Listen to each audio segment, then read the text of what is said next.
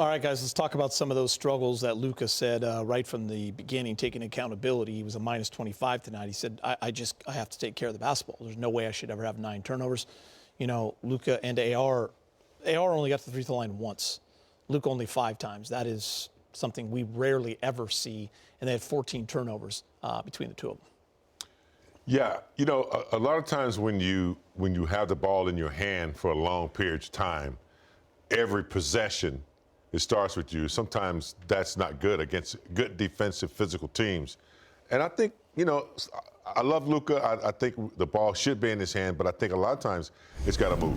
It's got to move early when you're playing against good defensive teams in order to open up the defense and make the defense move. And I think sometimes he's trying to get the foul, which he's really good at. I want him to stop that.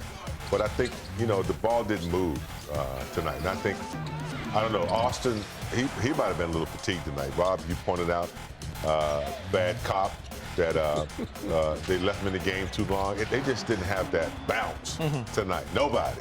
And so, you know, you want to write it off, but you also have to stop and put things under the microscope. You're playing at home. Regardless if it was a back-to-back night, you got to have a better effort and better, you know, efficiency at home before you go on the road.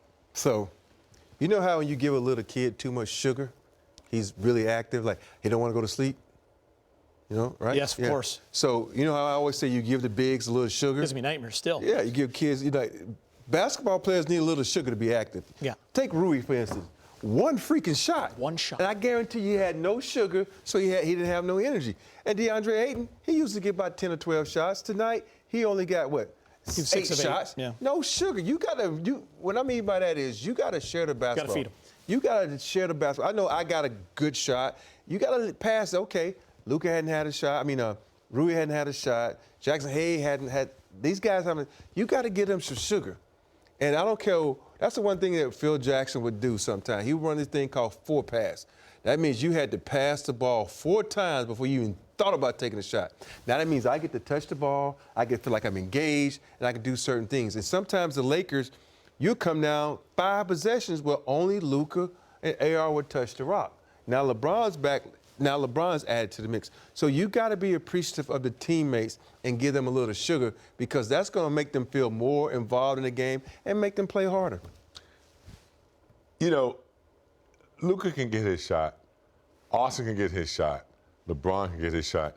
You have to make sure that other guys that you know you need are engaged. Magic, I'll use an example, always knew we had to get Byron involved. And we called Byron play about 4 or 5 times in a row. He knew he needed me to get involved. We had Kareem. But, you know, I think the ball has to move. We got some really good ball handlers, which is great. And they've been executing some really good basketball, making assists. But when it sticks and it doesn't move, like, I don't necessarily want to score, but I want to touch it, like Rob said. I want to feel it, touch it, move it, be a part of it, make a hockey assist if I can. Otherwise, you're just standing around watching, and then you get disengaged, and then Phoenix is roaring right on top of your head. I would go in the huddle and be like, yo, guys, is the ball still around? I'm just going to check, because I ain't felt it. I love that you would say that to guys. The biggest example of what you guys have said, and I was keeping track of this during the game, 7 assists after 2 quarters, only 10 after 3. 10 assists for the Lakers after 3. That means they're not hitting shots, number 1, and the ball's not moving. Yeah. Facts. It's big time fact. And, you know, just look at Rui's line. 1 rebound, 1 shot. Minus 12. Exactly. You know, sometimes you feel like, oh, they don't need me. Do much. Some players, I mean, Rui is a great player. Don't get me wrong. He knows he'll go get his when he has to. But sometimes when you're not engaged, you're not getting shots, and that goes about 2 quarters or a little longer. You're like, then you like subconsciously you get disengaged from the game, and that, you know, sometimes that happens on a back-to-back night when guys are a little fatigued. But hey, and listen, they've only had this feeling a couple times this year. That Atlanta loss felt like this loss. So how do you bounce back? You have a tough stretch of games. Good teams. This happens in the NBA. It happens in the NBA. Nights, and you got to bounce back and stick together. All right, let's show you the highlights. LeBron James back in the lineup. Lakers taking on the Suns. Luka. Got a 1-legged floater near the top of the key. Got it. Moments later, great zip pass along the baseline to Austin Reeves for the 3 ball. Luka, that matchup with Dylan Brooks, this was a beautiful shot, James. Yeah, and when you're making shots, you don't notice the lack of ball movement or stuff like that because Luka he's great at that. Took advantage of Brooks. LeBron looking to scratch for the first time. High archer. Gets the bounce. His first bucket. Here come the Suns, though, Rob. Yes, right here, great penetration by Brooks. He gets to his spot. It's like SGA. Those two guys love that shot right there. Luka working baseline. Finding a way to get a bucket. That's a nice luxury. Suns with the ball. Former Laker Jordan Goodwin. Booker. He makes a three. And this is when Luka and Booker were kind of going back to back, going at it a little bit. Everyone was having fun. Both stars exchanging shots, James. Well, yeah, it's entertaining, but if you noticed, everyone else is just kind of standing around, not moving. You like this? You like Luka taking advantage of the mismatch, going inside. I like that. He's got 20 in the first quarter. Colin Gillespie finds Nigel Hayes-Davis. He makes the floater. Game tied at 31 after one. Second quarter, Rob. LeBron backing up Ryan Dunn. And he's got 4 early points. Nice little fadeaway jumper right there. Luka said, I did that early. You just copying me. Right there over the top. Great defense, but better offense. So offense looking much better here in that second quarter. First quarter, as you can see right now, Lakers trading baskets. It's good ball movement. Got it in the paint, inside out. Lakers with a 4-point lead, actually, but there it is. They get the turnover and then give it right back to the Suns. Yeah, when I saw this kind of upset me because, nobody helped out the big. He's in a crash and rebound. Yeah. You got to slow him down and get in front of him, but they just looked at him like, we're not going to help you. Yeah, that's where the game started to turn. Laravia gives them a lead. Take a look at that clock, though. James, you'll see this again. Good finish by Jake. Yeah, good execution His only there. bucket. Just a little pick and then slides into the paint. Luka and one. Get to that 4-minute mark, and here's where the run starts. Turnover. Mark Williams alone, big game for the dunk. Yeah, turnover in the backcourt led to a layup and then a lob over top. That looks like one of our plays to 8, but this one was Mark Williams for Phoenix, and then another turnover leads to a fast break, Geeter. And then a 3-ball rob by Gillespie, and all of a sudden they're down 8. Timeout. Yes, he got to his sweet spot, Talk about Bergen, talk about how well he can shoot that J. He's shooting it. That's a turnover right there for me. And then look at them get down the court. Dylan Brooks. 19-4 run. That was all in 4 minutes, 66-52. And you can just tell by the look right there.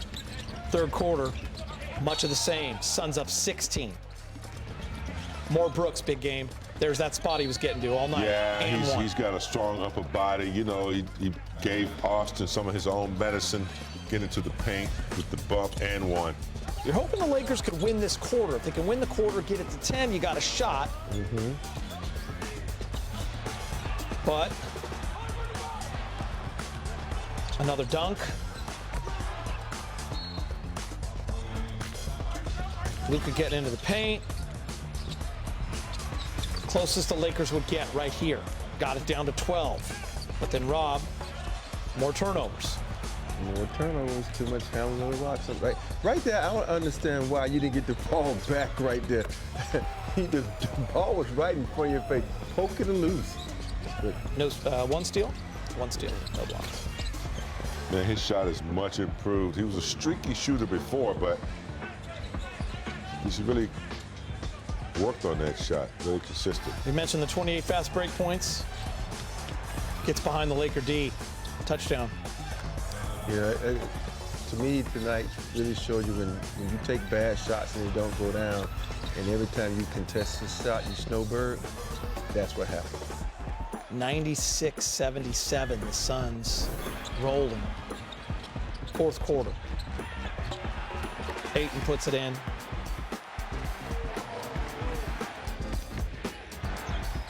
Guess who? Gillespie. just knows how to move to the level of where the basketball is to get its shots off just like that one, coming off that little handoff.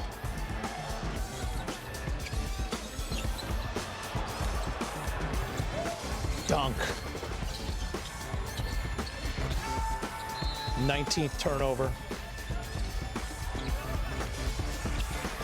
LeBron's three ball gives him 10 points. That streak started back on January 6th, 2007. And it continues. Lakers are now 15-5. They fall to the Phoenix Suns. The 7-game win streak is over. Dylan Brooks leads the way with 33, Gillespie 28, Goodwin 13, Mark Williams 13. Luka led the way with 38 points for the Lakers. Reminder, next up for the Lakers, they begin a 3-game road trip versus the Toronto Raptors. Tip-off is set for 4:30. We'll have pregame coverage here on Spectrum Sportsnet, beginning at 3:30. 38 points from Luka tonight. 7th straight game over 30. Lakers fall to the Suns, though, and the 7-game win streak is over. We'll hear from JJ Redick next.